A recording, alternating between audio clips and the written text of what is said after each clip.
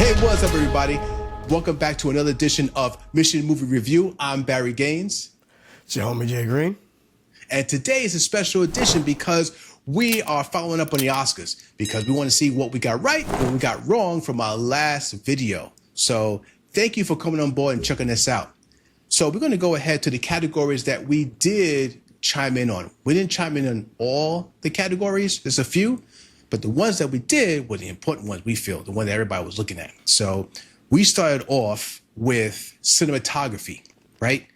So we said, well, let me say, I said, I thought that they're going to give it to Frankenstein due to like the different environments that, you know, they took us, and all those environments were done beautifully. So I figured that they're going to kind of lean on that, since Sinners, for example, is leaning on one environment as opposed to several, like Frankenstein. So I said, you know what, more than likely they're going to like lean on Frankenstein. And then Justin, what'd you say, Justin, on that one? I was talking about Autumn Archipa taking it for Sinners. You know, that movie is like gorgeous, the texture, the vibes, but not even that, just more so just because of like what an amazing feat for her to be like the first female, you know, handling like real IMAX cameras, 65 millimeter, 70 millimeter Panavision. So that's what I was going with. Yeah. I heard some other people say one battle after another because they're talking about, you know, the different lenses and things like that. And it made me think of the Die Hard quote, "Glass, who gives a fuck about glass?" Like, we're talking about the vibes and the looks, you know, the angles, all that sort of stuff. You know what I mean? So I just feel like, yeah, she was going to take it. And I was so happy that she did. He got it right. He got it right. I got it wrong. And I wanted her to win anyway, but, you know, I'm just looking at the way that, you know, Oscars may lean sometime on these things. So, yeah. So, all right. So Justin got that one right. And what was the next one, Justin? I think we went best supporting, like actress. Oh, no, actually, yes, we did go that. I think we went to directing. That's when we hit, I think. So best director was next? Yeah. Yeah. So, all right. Both of us wanted Ryan, of course. You know, and we expressed why we wanted Ryan. Each of us did in the last video. You can check that out. You know, go to our last video, check it out what we said about that. But here come Oscars, and so who they pick, Justin, on this one? PTA. Oh, PTA. Yeah, I'm not mad at it. You know. Yeah, but, yeah. You know, I love that movie. Yeah. I was thinking, like, you know, it's one of those things too where like. Like I said before, I think I said in the last video, was like sometimes people are going to get a legacy type of award where like the work you have right now, it's a coin toss. Like it could be anybody's ball game and you'd be happy with either one of them. But PTA's been doing it longer. He's definitely given us some like awesome things. So maybe it's kind of like, let's push it to him. You know, maybe Ryan Coogler's like essentially brand new in the game. He's like 5 films deep. And he's already given us what he's given us. So they might be thinking like, hey, he's going to give us so much more. You know what I'm saying? I personally wanted Sinners for a number of different reasons, but I'm not mad that Paul Thomas Anderson got it. He deserved it. That was a great film. Yeah, great. Yeah, I like Paul Thomas Anderson. And I'm thinking too about some of the superstition that goes on in the backstages. And I'm thinking about this. This is what I was thinking. A little conspiracy here, but I'm looking at them saying, hey, listen, they like Ryan. We all like Ryan. We love some Ryan Coogler, and we want him to have a long, long career. And I'm just saying conspiracy theories. You know, the whole Oscar curse, bang, you know, you don't want that to hit Ryan now. So you're like, you know what? Ryan's really good. He's probably he's gonna give us some other gold later on. So let's just give it to PTA, because if PTA steps out now, you know, he did some good stuff. We got a nice catalog. We're good. You know what I mean? Like, here's some party gifts. You know what I mean? So I'm looking at that because I'm looking at from the past when they did to like a lot of famous actors who should have gotten a long time ago, and then they give it to some nonsense like they did to Al Pacino, and the same thing they did to like Leonardo DiCaprio. You know, it's kind of like they should have gotten for a long time, and they wait until I figure like, oh, you know what, they're on their way out. Let's give it to them. But anyway, that's just me, conspiracy theory. So next up, we had supporting actress, and I think that Justin and I were pretty on board with this one. I don't think we had any kind of like, you know, we thought if there's no other option, right? We think just it's like right. No. I was definitely straight up because, like I said, like Tiana Taylor was dope for sure, I honestly don't really remember much of the other women in that category just because I might have missed those movies. But I thought Tiana Taylor was dope. I would have loved for her to get it. But like I said, I don't think her role was meaty enough throughout the entire film. And knowing how Tiana Taylor is, she wasn't necessarily acting outside of her character, right? She's kind of like sitting in that pocket a little bit. Whereas Amy Madigan, though, Amy Madigan, my God, you know what I'm saying? Like yeah, she killed it. She really sold that. If she didn't work for that movie, then the whole premise doesn't really work, in a sense. Right. You know what I'm saying? So she had to work. That's what right. And the way the movie was going when you first saw it, there was no clue that somebody like her was going to come into play. Like I love that. Like she just popped in, and you're like, who is this? So so Amy Madigan, we got that right. We got that right, guys. All right, next is supporting actor in a supporting role, as they want to say now. And I said in the prior video, I was like, Sean Penn, hands down, there is no way he cannot win this one. And I was right on that one. What do you think? We didn't trust what you think. I'll say, same here. I knew he was going to win. It's interesting why he didn't show up, though. But I heard he was like, I'm not surprised, though. Like you know what I'm saying? Nah, Sean's always been an odd bird.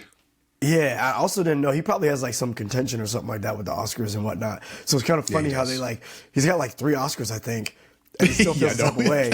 He's made it known he feels the type of way, and they're still like, all right, buddy, but you're so undeniable, we got to give it to you still. So, that's what I'm saying. He's those guys that's so undeniable, yo. Doesn't matter how much he may hate you, they're like, yeah, I know you hate me, but I got to give it to him. You know what I'm saying? There's no way he wasn't going to win that. So, all right, next up is Best Actress. Who did you have for Best Actress, Justin? I had Jessie Buckley, not even seeing Hamnet, but one, just hearing about her performance and then seeing the trailer, I was like, all right, this chick's definitely got it. Hearing about that scream, that intensity that she brought to the role, and then seeing her and what she was able to do in The Bride, you know, just from an acting standpoint, I had her all the way, and she took it for sure. Yeah, she did. Yeah, we got that right, guys, too. So I said the same thing, too, Jessie all the way. And I can see her, you know, moving up. And Hollywood's like, we got to give her something because she has a lot left in the tank to give us. She got a lot of stuff, a lot of gold left to give us. So, and the next one, Best Actor. Yo. We came out the gate. Check out our last video. Both of us came out the gate and was like, Michael B, hands down, give it to that man. We know it could have went another way, but my man Tim tripped. A few days before, but I don't think that really hurt him as much, but who knows?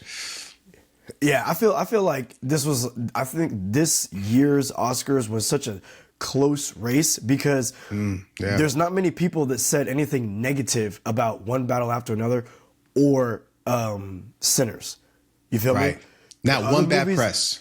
Yeah, the other movies, I mean, there's other best pictures and, you know, best actors and stuff like that, and people could debate who they might want, and people enjoyed them, but it was really One Battle After Another and Sinners that people were talking about the most. So, like I said, it could have gone either way, but I was so happy. I got a little choked up and emotional when he won, just because. Me too.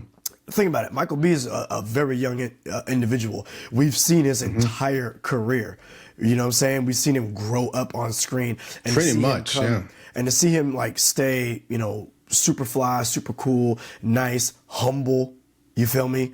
You know, not acting like he's a philosophical genius and everything he says should be, what are you saying? You know what I'm saying? And like he could just like walk up there and smack somebody, you know what I'm saying? You know what I'm saying? So it's like to see him be that dude. And then also just the fact of like him rocking with Ryan Coogler and the way Ryan Coogler is, these are like two real individuals. And if you've seen him in interviews and stuff, you just feel like the genuineness from this dude. So like I love seeing him win. I was so happy. Yeah, me too. And I think he really deserved it. I mean, people could not deny him either. Hey, he played 2 roles. And it wasn't he played one role better than the other or one role had more screen time than the other. They're pretty much even. So, he was cooking on both ends. So, I mean, as opposed to everyone else. So, you got to give it to him. So, I'm happy they did. Yeah, I feel like I said, people could come out of the pocket and be like, oh, this film got snubbed, that film, whatever. You can say all you want. But a snub is really like when someone or something truly deserves it and then it doesn't get it. If Michael B didn't get it, I honestly feel like that would have been a snub if he didn't get it, because each of the roles that he played were great. Each of them were great. Right. So there's 2 roles in one film, and then all the other that's right. technical aspects. So if he didn't get it, yeah, it's undeniable. So I agree, man. I have to piggyback on that thought, because years ago you saw a lot of that. And sometimes I felt that it was done purposely just to, to gin up some controversy and some more, at the time, newspaper columns, But I think this year they really, in the past, I guess, couple of years, give or take, but they really have gotten it right in a way. Now, selection wise, we can just discuss that and have a debate on that. But the choices that were made this year in particular, they pretty much got it right on this one. And it's not, that's very rare. I always say, they screwed up somewhere, like you were saying too, picking the wrong person would be catastrophic. And I think this year it was hardly anyone there, I felt, that was like, that's going to be a hard one. There were some that you may say, well, I'm not sure, it could be between 1 and 2, but like you said too, a snub. Yeah, no more snubs. I think that you just have to give the people what they want. They want to see Michael B get it. And like you mentioned, the character he is on and off screen, more importantly, off screen.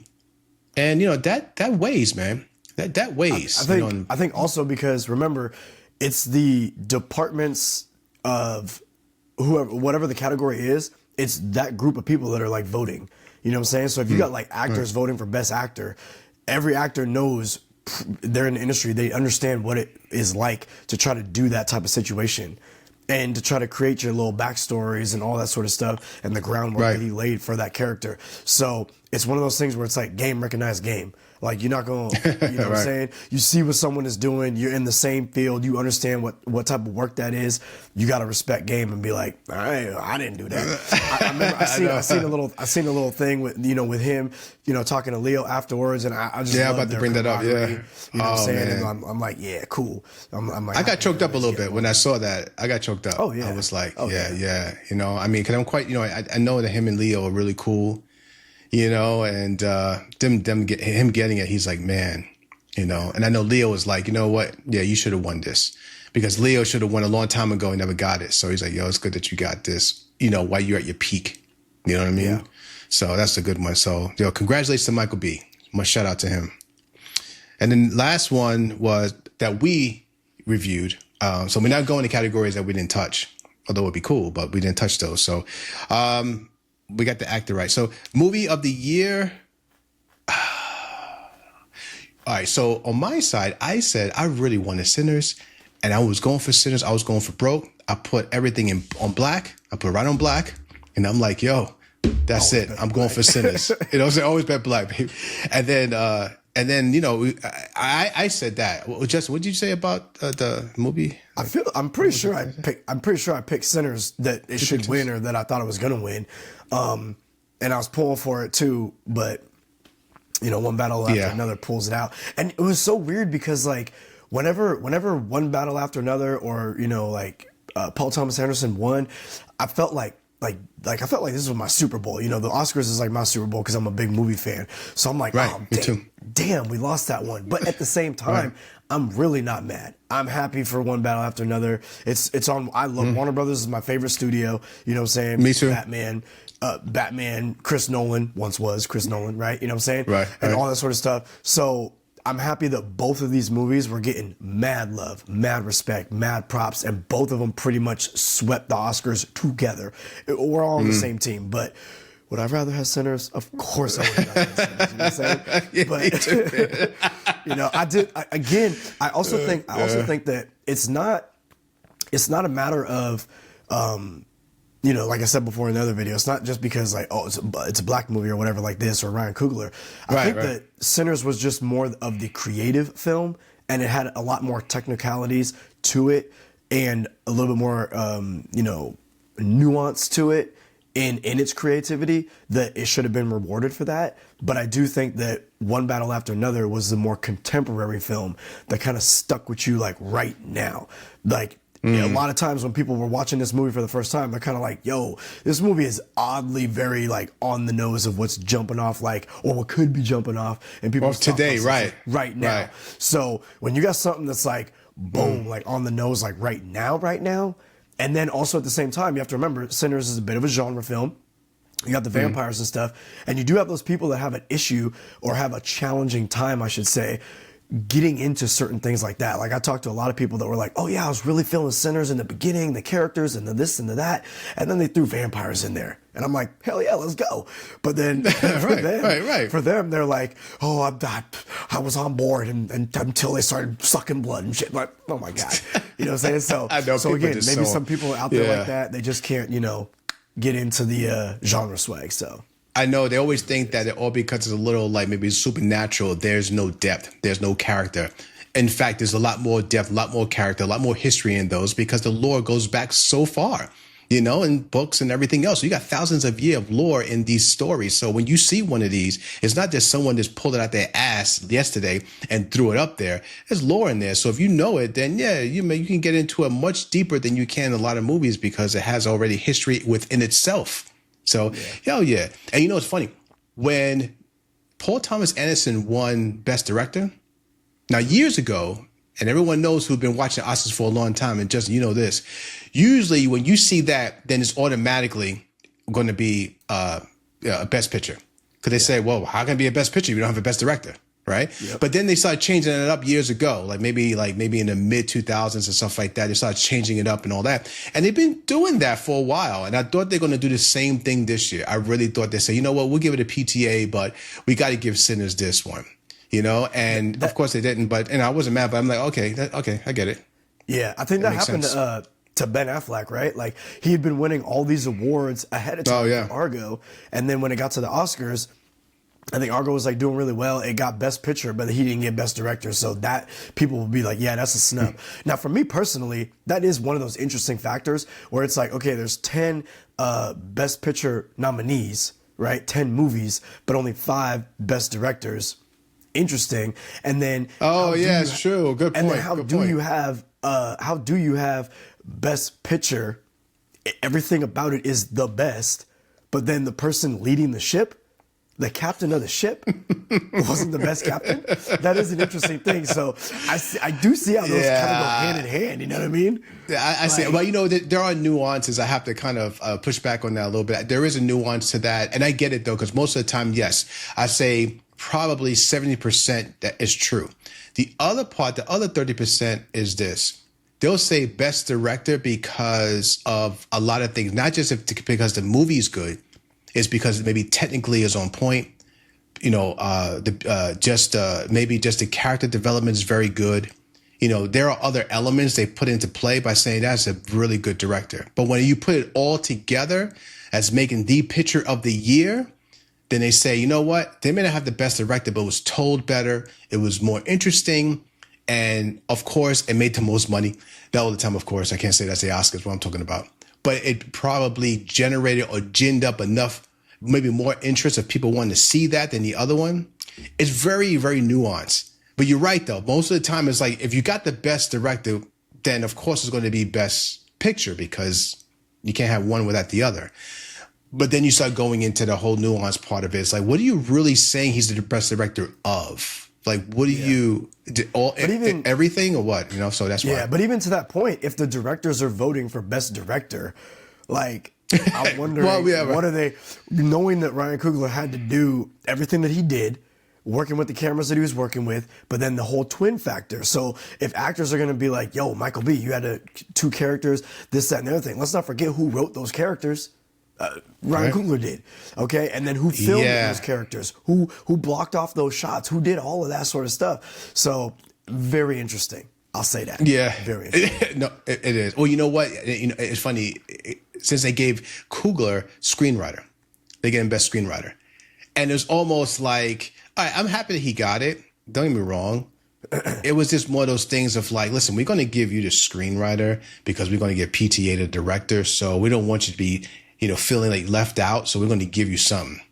You know, sometimes you can just look at it that way. The thing is that the One Battle After Another, I think, was adapted from a book. So like I'm not sure who actually wrote the screenplay for the film, but it was like best adapted, right? So that was kind of an easy fix for them because like, all right, Ryan Coogler's is original screenplay, this one's best adapted. But I do wonder, what if One Battle After Another was an original screenplay and it was everything that we got? Would they have been, everything shook out the same exact way? Would they have been like, I fucking give it to him, like, you know what I'm saying? Just give me everything. No. I think for most part, like, it's funny, One Battle After the Other and Sinners, both of us, like, loving them both. And they're like really like 1A, 2A, like 1A and 2 and 1A and 1B, because, I enjoy both of them for what they brought.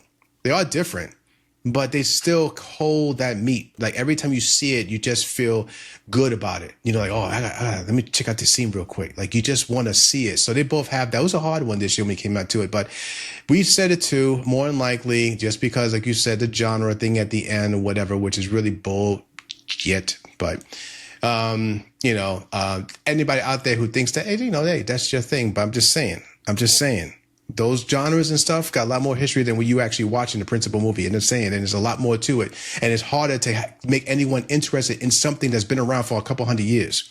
You know what I mean? Now you got similar films, of course, that are done because it's just so many subject matters you can really, they're pretty much all been done. It's just about how you execute it,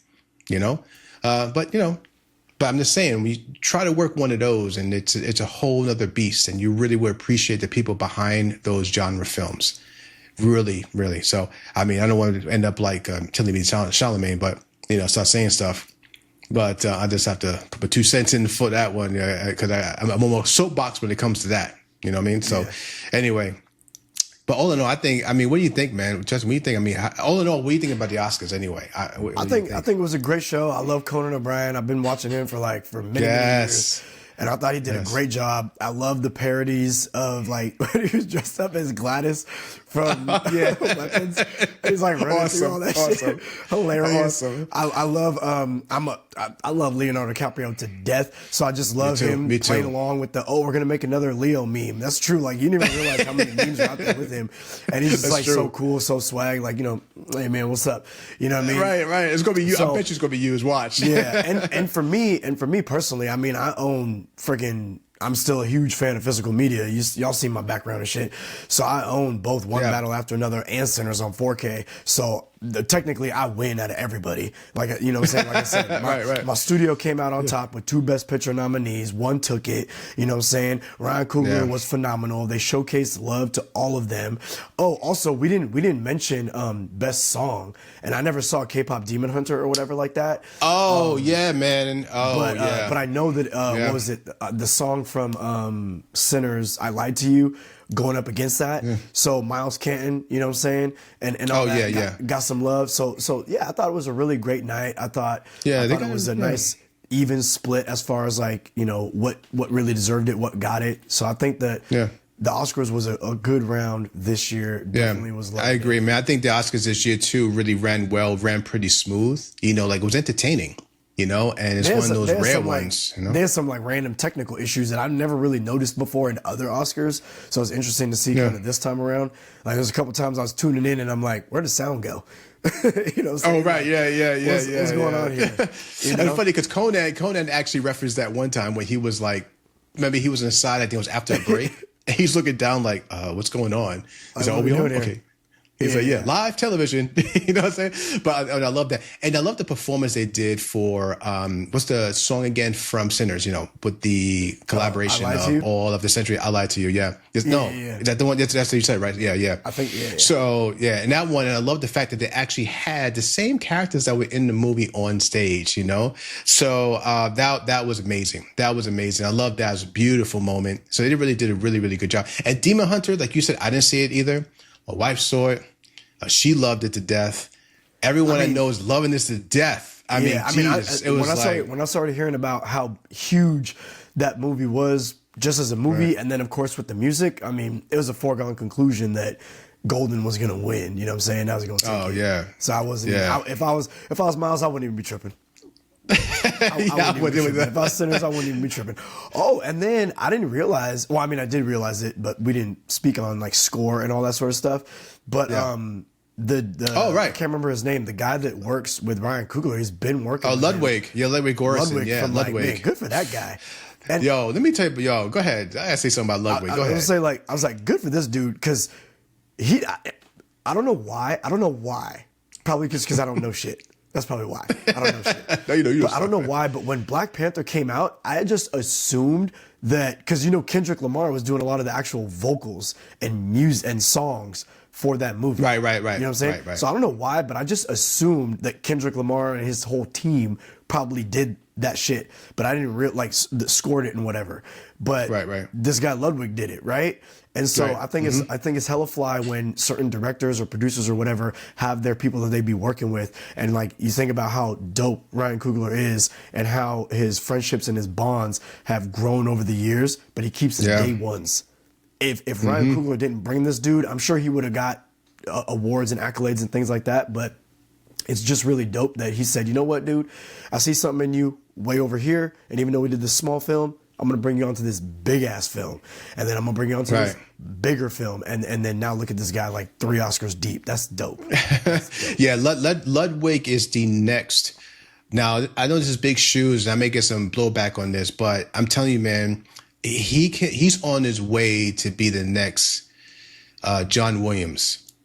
He really is. When you look at the stats, you look at what he's doing, because one big thing now, you have what's his face? What's the other guy's face? His name? Like I said, guys, I'm bad with names at times. I shouldn't be, but I am. But anyway, when you look at him being, he got to figure, like in the score game, like in a Hollywood score game, he's new. He's only been in the game for like 7 years, whatever like that. Knowing the movies that he's done, and he already has like 3 or 4 tunes that everyone knows. That's what made John Williams the GOAT. And then now he's doing that. You playing Black Panther theme and all that. I'm like, yo. I can't get enough of that soundtrack. I can't get enough of it.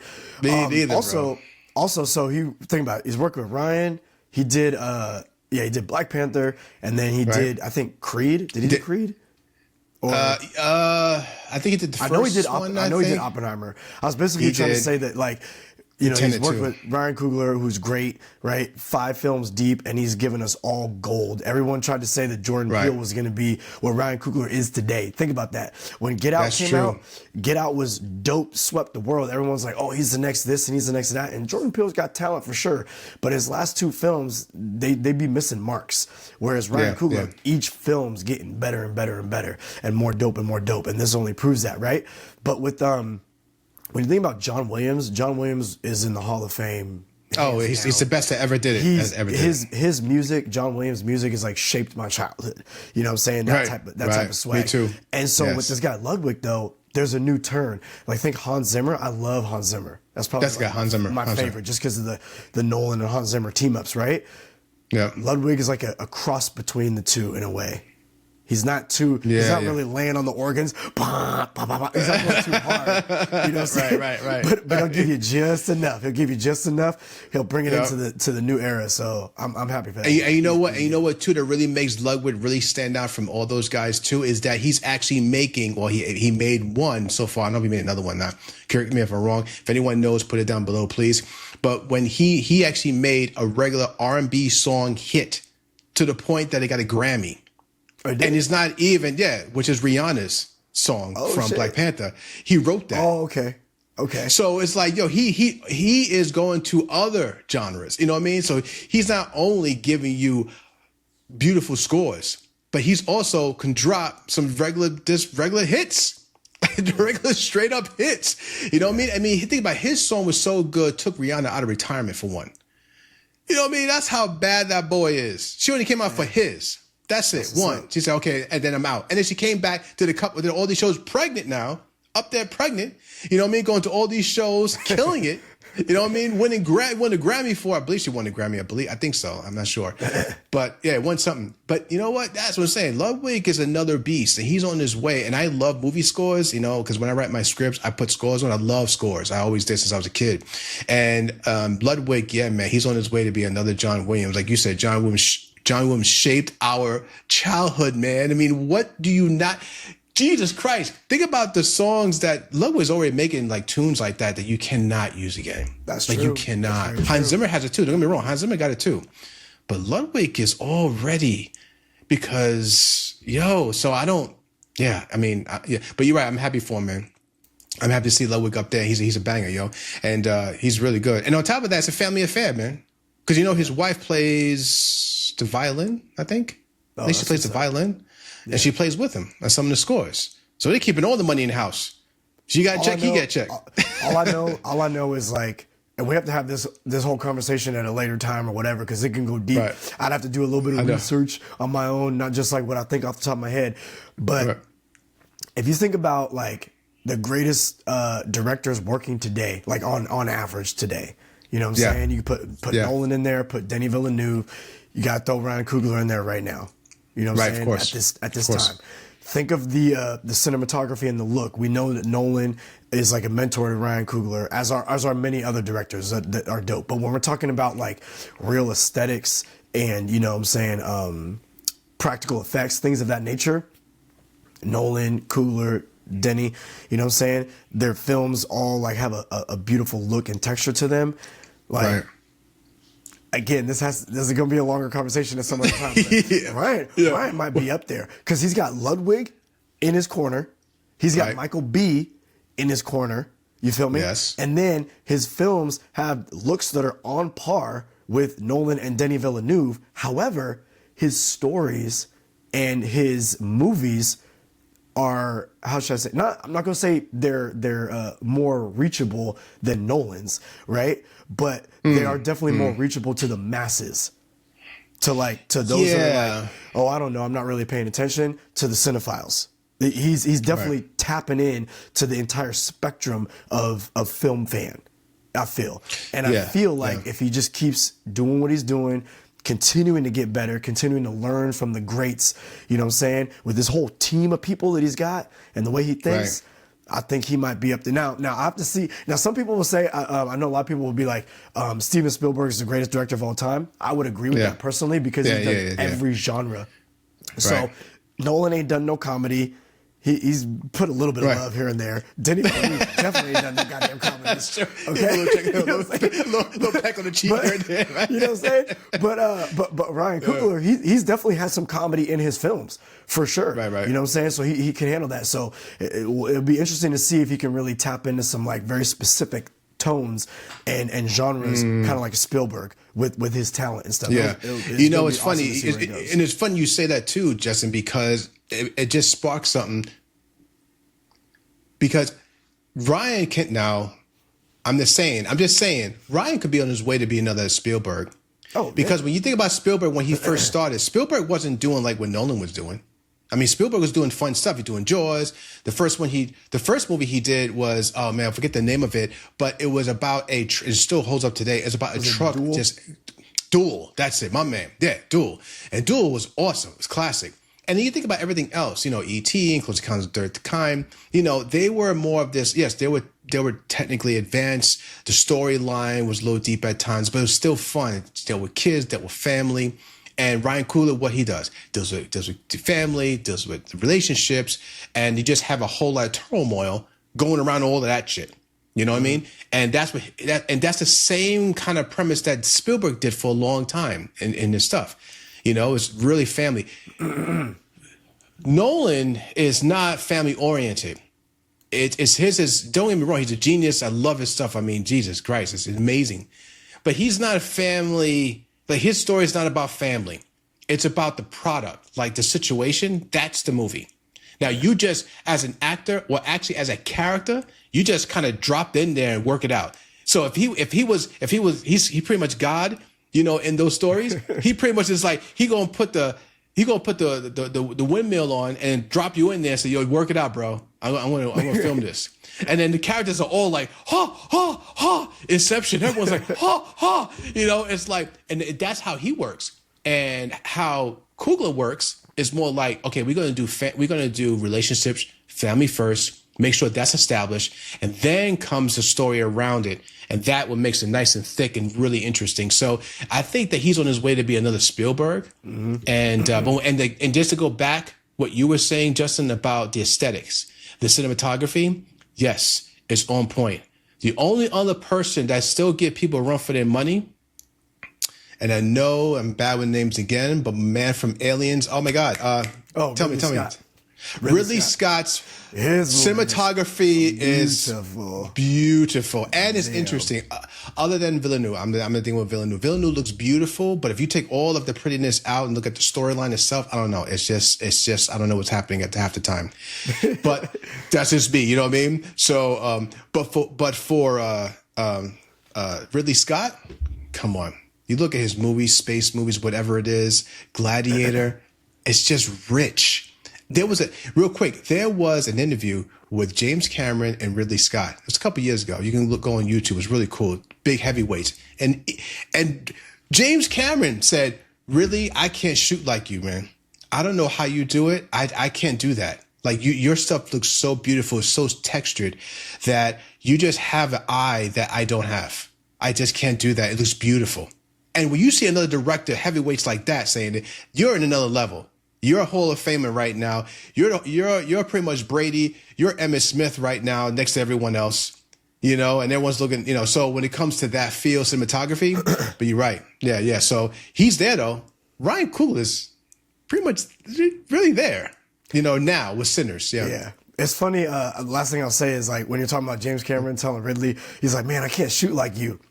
He can't. Like James Cameron makes great movies. He's right. Known for his story and his character and all that sort of stuff, and the movies and the fun and the action and all that sort of stuff. He's great. But you're right. He can't shoot like Ridley in the sense that that's why he had to go into the Matrix to make something as beautiful as Ridley Scott's movies. Because when you look at Avatar, right. Which won Best Visual Effects, right? Those movies are gorgeous, hands down. Nobody's ever going to say anything against that. But those are the most beautiful films that James Cameron has ever made. Whereas Ridley can shoot something that looks basically like it's in the real world, like a Gladiator or, something else like that. And you'd be like, God damn. He can make a rock look real good. He made Mars look wonderful. I'm like, man, I'm trying to call my travel agent, get my ass to Mars. And think of it this way: how many directors, no matter how big they are, how famous they are, and how much we love them, what director out there has like a 40-year-old film, almost a 40-year-old film, and the texture and just the look of it is beautiful. The color science that he put together for those films was beautiful. And what I'm talking about is Blade Runner. Oh yeah, Blade Runner today holds up.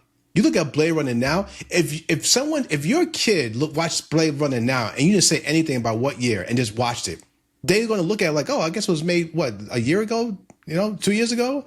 You know what I mean? They're like, nah, this was made before 40 years ago or something like that. And it's like, and not many directors that I know of today that you can look back at their first ones and say, yo, you can say their story holds up and stuff like that. But just the look of it, the texture, the character development, his is the only one right now. He is the only one right now. Not Cameron, not Spielberg, none of those guys. Now Spielberg, just the story itself was great. But like you said, Duel with the first one, it wasn't about cinematography. It was just it was a story.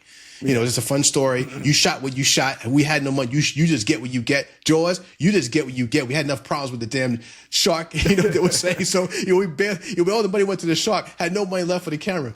So, but anyway, yeah, before we run, I just want to say, yeah, I agree, bro. It's like, when you look at those guys, yes, I think that Coogler, yeah, he's up there, man. So everyone out there, yo, this is our recap of the Oscars with us, Mission Movie Review, Real Talk, myself, Barry Gaines, my man, Justin Green. And we just want to say thank you, everybody, for supporting us. Those that joined our site, thank you very much. We appreciate you so much. And then just hope you stick around and get the word out and help us grow.